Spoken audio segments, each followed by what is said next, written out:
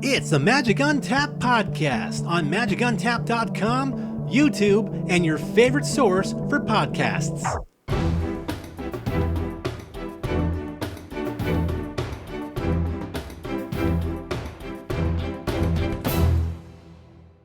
Hey there, Magic players. Barry White for the Magic Untapped Podcast, magic-untapped.com. With me, co-hosting is Evan Simon, writer for Magic Untapped. Evan, how are you?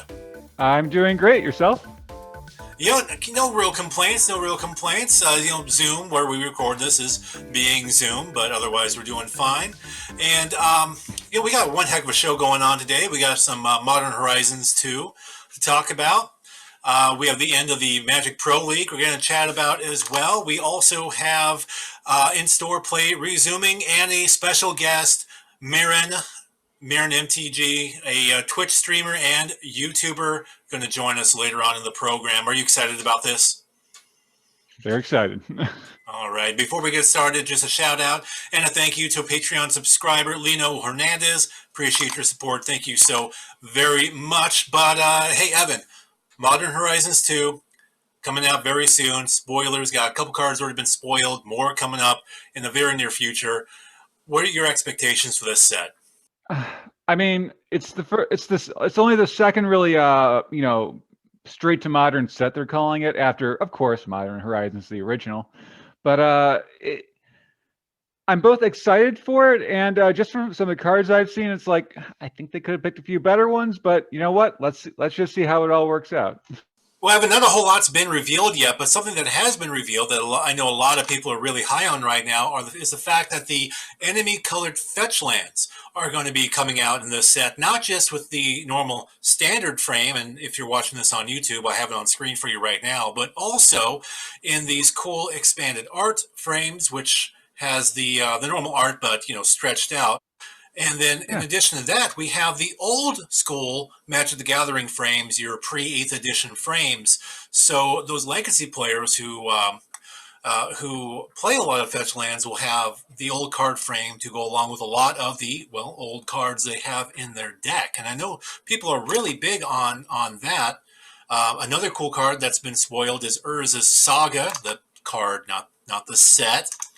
But it's kind of different. It's I see what they did there, but it's a land, but it's an enchantment land. It's a saga that can tap for colorless. It gives you the ability to make a colorless artifact creature, and then it lets you tutor your deck for an artifact card with mana cost 0 or 1. So Soul Ring, a Mox, a Jeweled Amulet. There's a lot of stuff you can go grab with this, and I know a lot of people are really excited to brew around that card.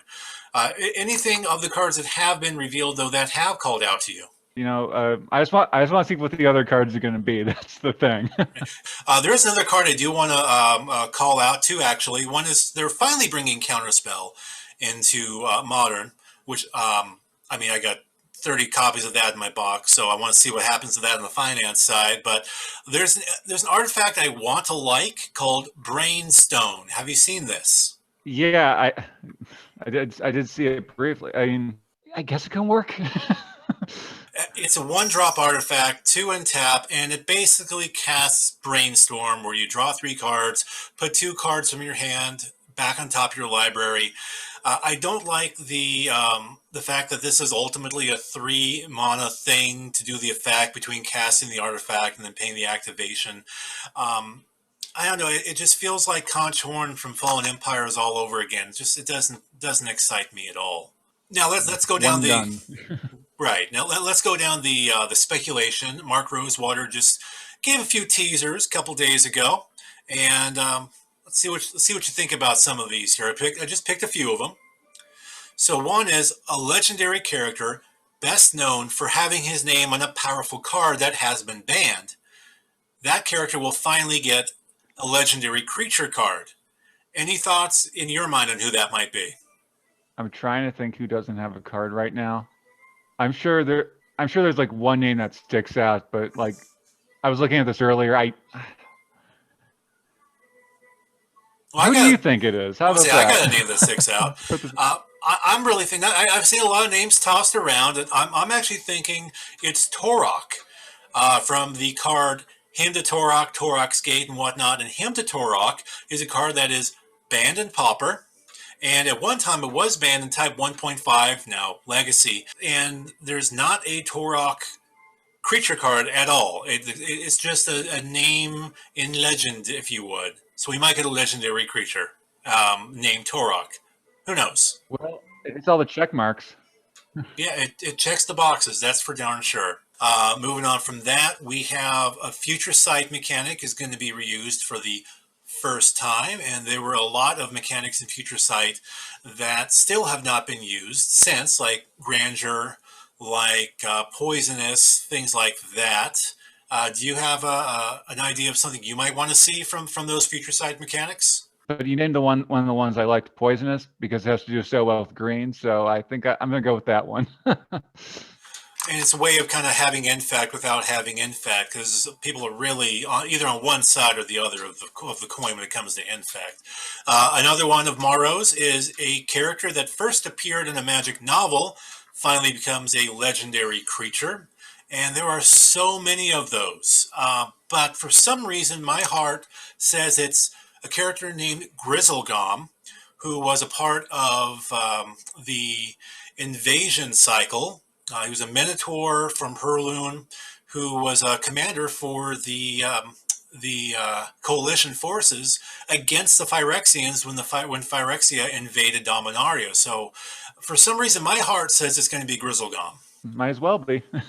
Right. I mean, how long can you wait? And then he says a planeswalker from the past that has previously only had a legendary creature card.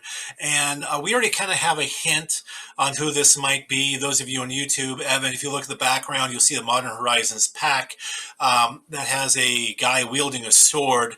Everyone seems to agree that's Dakon Blackblade. And indeed, just yesterday, we got spoiled Dakon Shadow Slayer, a planeswalker for white, blue, and black.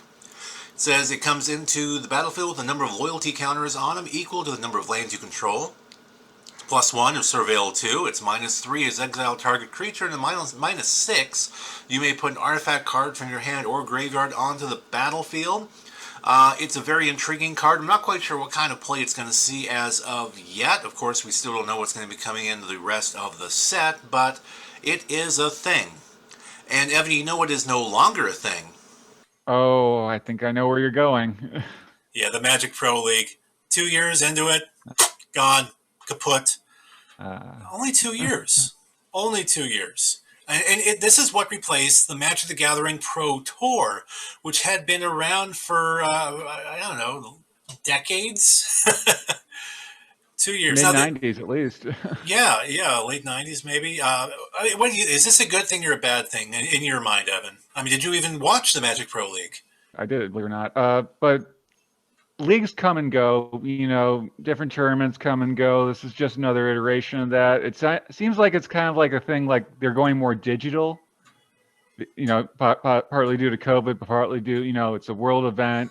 It costs money, but I think it's becoming more digital. But they're going to keep some events in different places. We'll see what happens, but it's a little sad. I will say that. Yeah, it is just because it still kind of feels new, the fact that it's already gone. But one thing Wizards of the Coast is saying that they're going to really focus more on the paper experience, the in person. They talked a lot about the gathering, implying that these are going to be a lot of push for in-person things, a lot of paper Magic. Maybe that's also why they made this investment into purchasing Spell Table, which is for paper Magic. But they do say that there's a new system coming. No details. I haven't heard any. But they'd be crazy not to.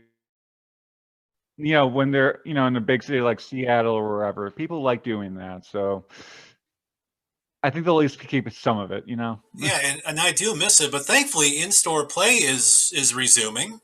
Are you excited about that, Evan? That is? Yeah, we're what? Finally. Yeah, we're about a week away, I think.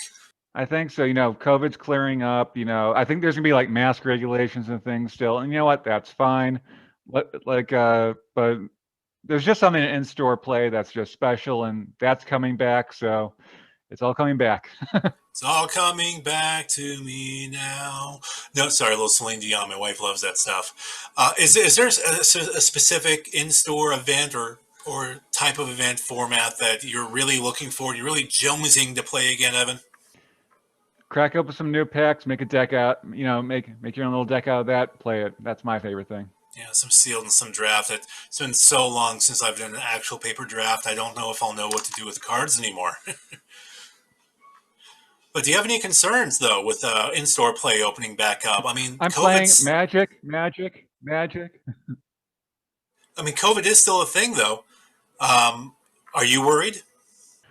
Well, I'm vaccinated now, so I'm less worried. Well, will all your opponents be vaccinated? That's the thing. But I think as long as we wear masks, we're all respectful of distance, and everyone has hand sanitizer, I think it should be okay. But let's see how it goes. Fingers crossed on that. Well, Evan, it's that time of the show that we're going to have to move on and chat with a special guest who's going to be joining us. I'm talking, of course, of Meryn, the Twitch streamer and the YouTuber. Meryn, thank you so much for joining us. How are things? Things are good. All right. Thank you for having me. Just been busy editing videos all day, the usual. All right. And you do a lot of video work. You, like I said, you're on Twitch. You have a YouTube channel. How did you get into doing all that?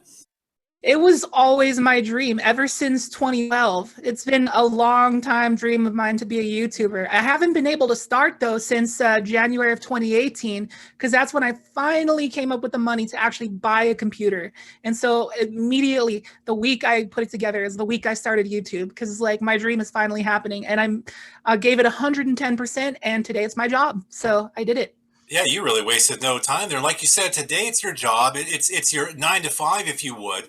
What is it like having that being your bread and butter versus somebody who has an office or retail job? Well, it's basically like the same thing, but just at home. It's not all fun and games like you think. You have to be strict on yourself. At the end of the day, you are your own boss, and you have to tell yourself to focus on work. You can't just slack off because you're at home. You got to put yourself in a schedule. You can never miss a day, and this and this and that. So it's kind of like a normal job. You got to, try really hard still.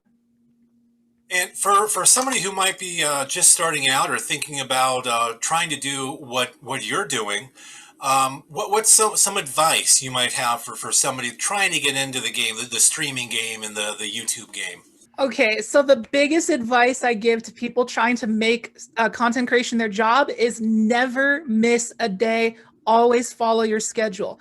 Your viewer base wants consistency. They want to know that they're always going to have content to watch, and they want to have content to watch, period. So you cannot slack off. You have to just give it all your effort and do not miss an upload. That's the main rule. And you will, doubt yourself sometimes, because some days your content won't do good. Sometimes it will. And then if it doesn't do good for like the next 2 months, don't get discouraged. It's just, there's ups and downs. Sometimes you do something that does really good and learn from it and take that information moving forward. But don't get discouraged, because everybody starts off small. It'll take years to get somewhere, because, nowadays, there's so many people doing this thing. So there's a lot of competition. So you just have to do something to be unique and stand out. That's all I can say. And do you think it's getting more complicated because, first it was YouTube, then it was Twitch, and then, TikTok. With the next big thing, do you think that's when a lot of people should really step up, go in, get in while it's still relatively new? Yeah, like when something's new, if you want to be a sellout, if you want to be successful, but just do like follow trends, that is something you can do. You can be a trend follower and jump on the latest hot things, the latest hot topics. It's not personally for me, because I like to do what I love to do. I don't want to like follow the popular trends just because they're popular and be a sellout. But if that's what people want to do to get fame, go for it. Well, you said you like doing what you like to do, but you also like being who you like to be. And you are out and proud as a furry within the Magic the Gathering community. How is that like for you? Well, I would like to express it a lot more than I do, but I can't, because a majority, like when I tried bringing the furry aspect to my YouTube channel, a lot of people didn't like it. There was a lot of negative feedback, and I'm surprised, because there's a lot of furries who play Magic the Gathering, and Magic the Gathering is largely a game that like focuses around art. artwork is huge in Magic the Gathering, and there's a lot of furry art. There's even actual furry artists who draw furry art from Magic the Gathering. It's like there's, you know, the anthro cats, the anthro dogs, and the anthro, you know, there's the Viashinos, the Arachis, the, you know, all these anthro characters. But somehow when I tried to bring this whole anthro animal aspect to my channel, people just didn't like it. So I had to kind of reserve it to, I had to like put it back to Twitch, because, you know, Twitch, you know, the VODs will eventually go away. They're not archived forever. So I just be myself on Twitch, be who I want to be. I use what we use, face rig furries use, to just like, you know, it just makes them into their Sona, for example. Like you get to be your character on screen, and you know the face rig kind of like tracks your facial movements, and it just makes you into the animal. And so that's the kind of thing that a lot of us furries do on Twitch. We call it a VTuber, a virtual tuber, and that's what I like to do there. But as for YouTube, I have to kind of hold it back a little bit. But you know, anything that is not YouTube, I express myself 110%, because it is like a big part of my life. It is a lifestyle. And Magic, you know, that just expands, you know, the number of personas that could be out there, the number of different fursuits. Like it just really, it seems like it really just expands the community so much. Do you think what in the years that come, do you think that's just going to bring out more and more? Well, yeah, people become furries in many different kinds of ways. Some, like a lot of the times people just become furries because they see art, they like it, and they're like, hey, there's a whole fandom around this. There's a whole group, there's a whole community of people around this. I'm going to become one of these myself. I'm going to choose my favorite animal, and that's what I'm going to identify as. And that's kind of like how a lot of people got into it. So I could see that happening with Magic the Gathering because of the high amount of furry artwork in it, that people might get inspired from that. So I could see that happening. I'm sure it probably already has been happening. Now, aside from streaming and playing Magic, aside from being a furry, I understand you have a hobby. You're a bit of a guitar player. Yeah, that has been a big part of my life ever since I started playing guitar when I was 12 years old. So it's been over half my life that I've played guitar, and it's just heavily influenced my music taste as well. It's very much drawn me towards the folk genre because I appreciate the musicality, like what goes into writing the songs, like singer-songwriter type stuff. And yeah, that's a big part of my life. I still play guitar on a daily basis, or almost a daily basis now. I have my guitar right next to me right here, and I like to pick it up and play some folk music here and there when I'm on break. So another hobby, of course, is gaming. Everybody nowadays in the modern world plays video games. And when I have some free time, it's a good way to unwind after a long day's work. Just take yourself out of this world and put yourself into another world and just enjoy that for a couple hours before bed. And I would say those are my two main hobbies. There is other things that I love to do. Like the biggest like non-MTG thing in my life is probably fireworks. A lot of people don't know that, but about me, but I'm a big pyro, and I just love fireworks. But it's obviously not something that you can do consistently year round. But I try my best whenever the opportunity comes. So that's another big part of my life. And I would say those are like the top three things: just MTG, music, and fireworks. Those are like my three big loves. What kind of guitar do you have, by the way? Can we see Oh, it? it is just a cheap little Yamaha. Let me pick it up over here.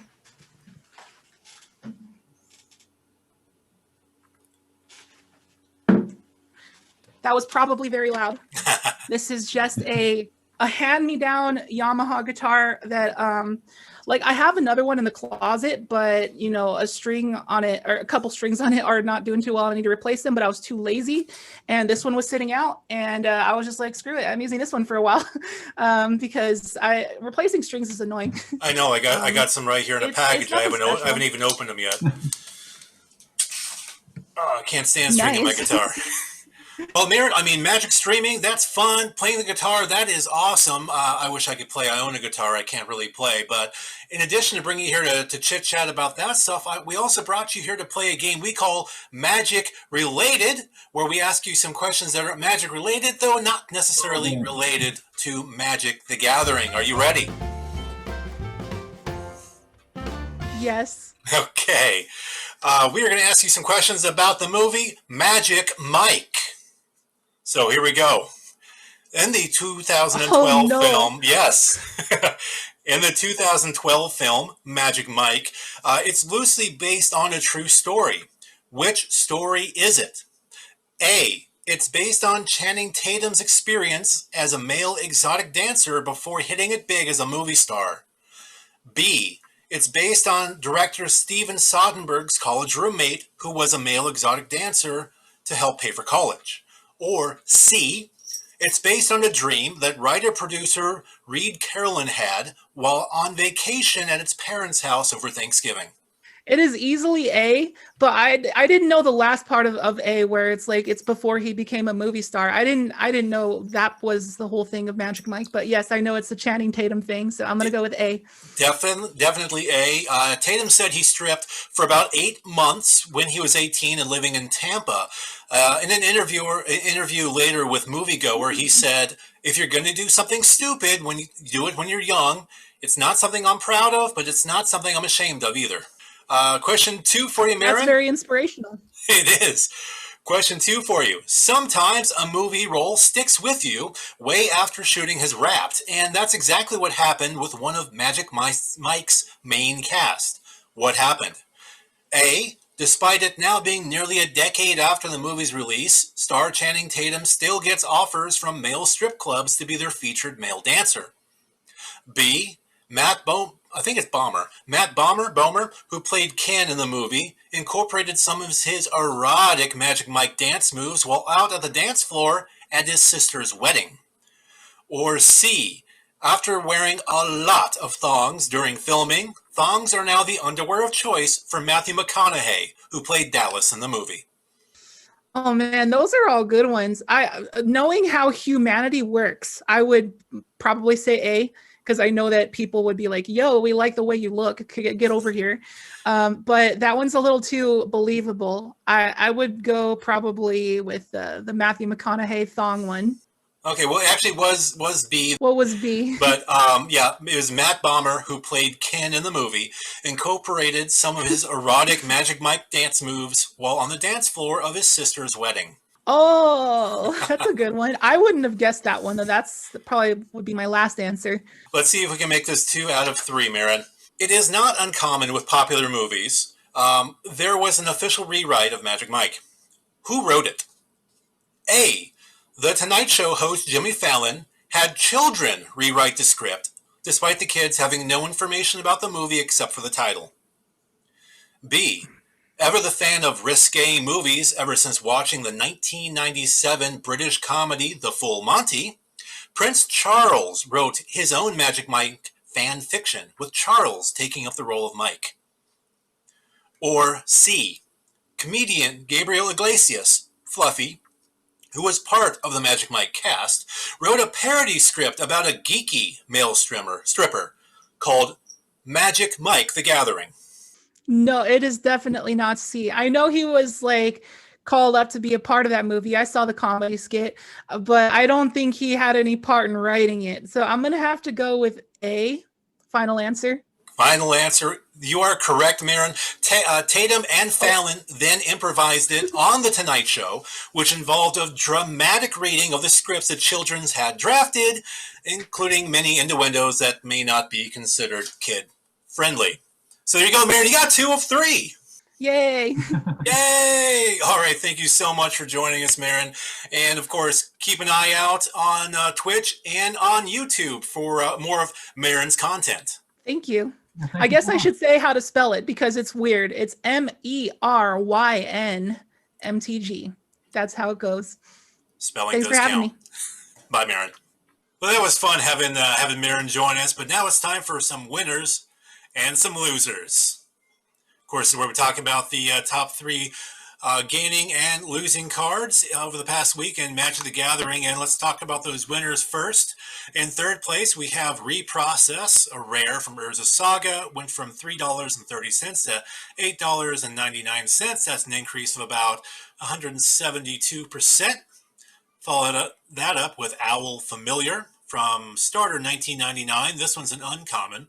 And went from $1.35 to $3.99. That's up about 196%. And then we have War Elephant, the original from Arabian Nights, jumping from $8 to $27.75. Almost 250% increase over the past week. Anything there really stand out to you, Evan? I looked for a correlation between these three, and I don't see how like any correlation between the price jumps here. They all do different things. One is trample. I mean that doesn't happen that often. Yeah, I don't know why these are going up. I honestly don't. Do you have any idea? All I can think of is perhaps some EDH. I haven't noticed any decks, new decks running reprocess as a featured card, but I don't catch all the decks, so let's just assume that might be why that one went up. Owl Familiar, let's just say it's because the artwork is cute and it's an old card. As far as War Elephant goes, the only speculation I can give is it's the original printing from a set that did not have a very big print run. It's not exactly a good card. A 2/2 with trample and banding for white and 3 will not strike fear into your opponent's heart. And the only reprint of it was in Chronicles, and that's going for 21 cents. So all I can think is it's got to be collectability. That's the only thing I can think of. Yeah, you don't see bands too often anymore. Yeah, it's like they stopped printing cards with the ability. It's weird. But let's go ahead and move on down to those losers. In third place with the losers, we have Winter Blast, a rare from Legends, dropped from $99 to $50. That's a drop of about half its value. We have Peregrine Drake. This would be the Plane Chase 2012 printing. It went from $6.13 to $3.02. And then we have Elvish Piper. The 7th edition printing, that was $24.35, dropping down to $10, a loss of about 59%. Now, with Elvish Piper, I do want to point out that it is coming off of a spike. As of just about a week and a half ago, it was at $20, but a month ago, it was at $7. So that's coming off of a spike. I think that's just the market kind of resetting on it. We also had, Peregrine Drake, like I said, that recently had a bit of a spike, jumping from $1. When was that? In February, and it crawled up to mid-April, $7, and it's been on its way back down as well. And what was that last one? Winter Blast. Again, it's an old card. It hasn't had many reprintings. Actually, 4th and 5th edition, the only reprintings, and those were worth $0.25. So I think this is just simply it being the original edition, why it's so expensive to begin with. But then people were like, wait, this is Winter Blast. Why am I paying $99 for this thing? So it's just market correction all around, it seems like, right now. That's what I'm feeling. It's just market correction all the way down. And you know what now is now down? I think we're down to the end of the podcast. Oh, hey, see what you did there. Hey, segue. I think it was a pretty good show. It was nice having Meryn on, and thanks again for Meryn for joining us. Really interesting all around on that, wouldn't you say? Very. We all learned something today, I think. The more you know, and the star goes across the screen. Okay, Evan. Well, again, that does it for this time. Dude, you stay safe. All the Magic players out there, when in-store play resumes, be safe, be courteous, and have a lot of fun. And thank you so much for joining us for another episode of the Magic Untapped Podcast. I'm Barry White. I'm Evan Simon. We'll see you later.